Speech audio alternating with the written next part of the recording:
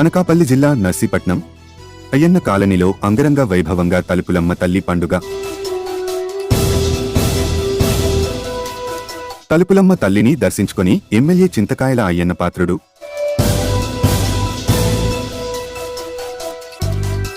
అయ్యన్న కాలానికి వరాల జల్లు కురిపించిన ఎమ్మెల్యే అయ్యన్న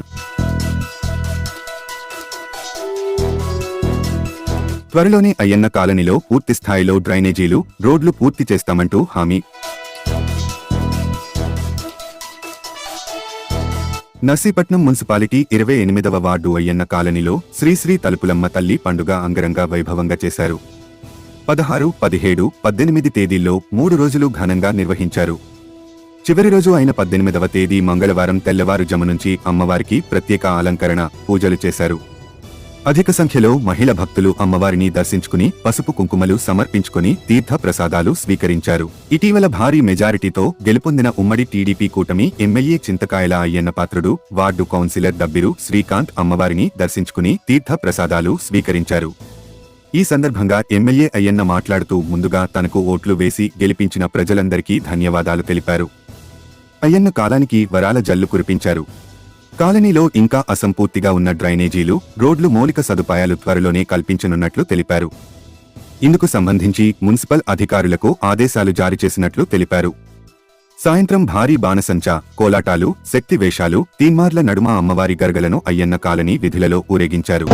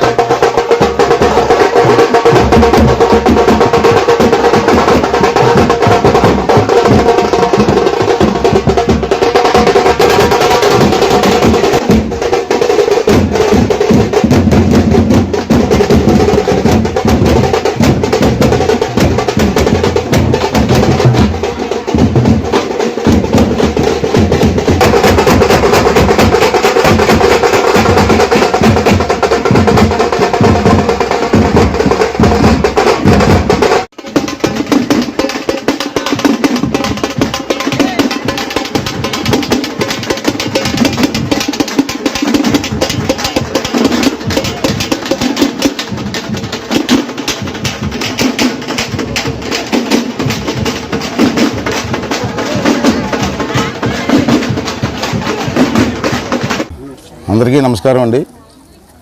ఈరోజు ఇక్కడ అమ్మవారి పండగ నిమిత్తం అమ్మవారిని దర్శించుకోవడం కోసం, ఆమె ఆశీర్వాదం తీసుకోవడం కోసం ఈరోజు ప్రత్యేకంగా ఇక్కడ రావడం జరిగింది.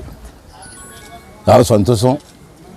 ఇక్కడ 2 అమ్మవారి గుళ్ళు కూడా ఒకే రోజు పండగ చేయడం, అది కూడా మంచి సాంప్రదాయం. పోతే ఇంకో విషయం ఏంటంటే, ఈ మధ్యనే చంద్రబాబు నాయుడు గారు ముఖ్యమంత్రి అయిన సంగతి మీకు తెలుసు.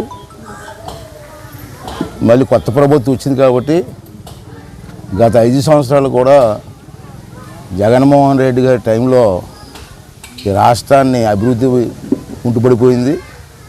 ఏదో హంగామాలు చేసేది తప్పించి ఏమీ లేదు. అంచేత నేను ప్రత్యేకంగా నేను కూడా ఆఖరిసారి ఇంక ఎమ్మెల్యేగా నెక్స్ట్ టైం పోటీ చేయదలుచుకోలేదు. ఫస్ట్ టైం మళ్ళీ లాస్ట్ ఇది.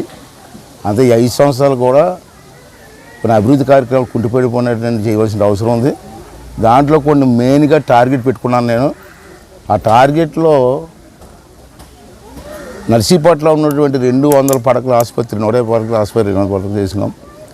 ఆసుపత్రి కూడా చాలా నాశనం చేసేసారు వీళ్ళు వచ్చి. పేషెంట్లు భోజనం కూడా సరిగ్గా పెట్టలేదు.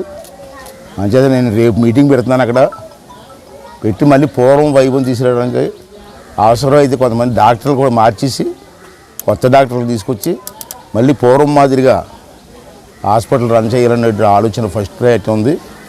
రెండోది ఏంటంటే, ఇక్కడ అయ్యన్న కాలనీలో రోడ్డు అవతల కూడా ఉంది. ఫస్ట్ నుంచి కూడా ఆ రోజు మన ఎర్రమనాయుడు గారు మినిస్టర్గా ఉన్నప్పుడు ఇచ్చిన పట్టాలు ఇవి.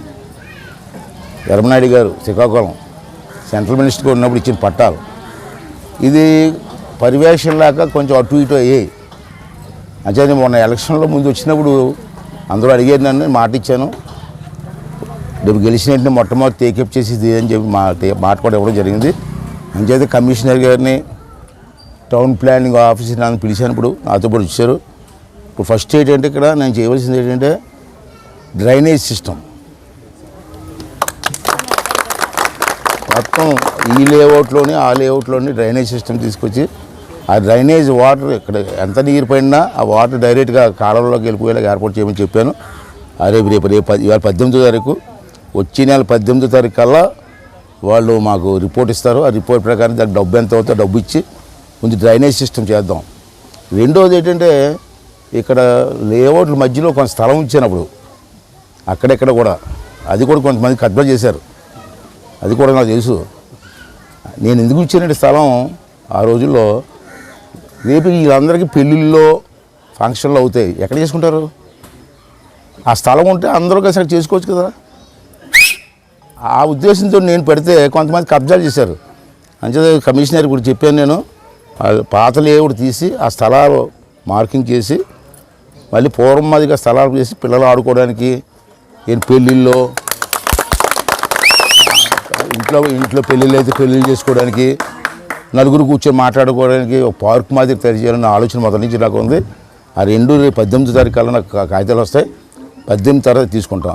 మూడోది ఏంటంటే అన్నా క్యాంటీన్ హాస్పిటల్ ముందు పెట్టాం చంద్రబాబు టైంలో.